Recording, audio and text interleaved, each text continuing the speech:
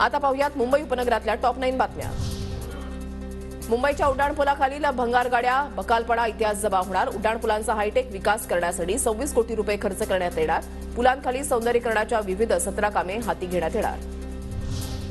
बीकेसीला लवकरच multi model transport hub बनवलं जाणार। सल्लागार नेमण्याचा एमएमआरडीएचा निर्णय नागरिकांना सहजपणे वांद्रा कुर्ला संकुलामध्ये पोहोचता येणार।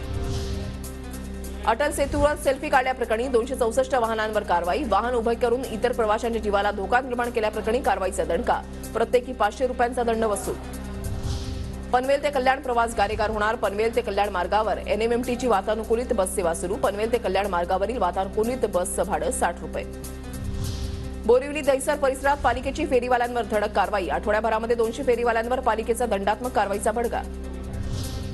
मुंबईच्या काळा चौकी परिसरामधल्या बीएमसीच्या बंद असलेल्या शाळेमध्ये आग। सिलेंडरचा स्फोट झाल्यानं आग लागल्याची माहिती। सुदैवानं आगीमध्ये कोणतीही जीवितहानी नाही। मुंबईमध्ये मकर संक्रांतीच्या निमित्तानं मोठ्या प्रमाणात पतंग उडवण्याची परंपरा। पतंग उडवा पण उच्चदाब वीज वाहिन्यांपासून दूर, वीज वितरण कंपन्यांचं आवाहन।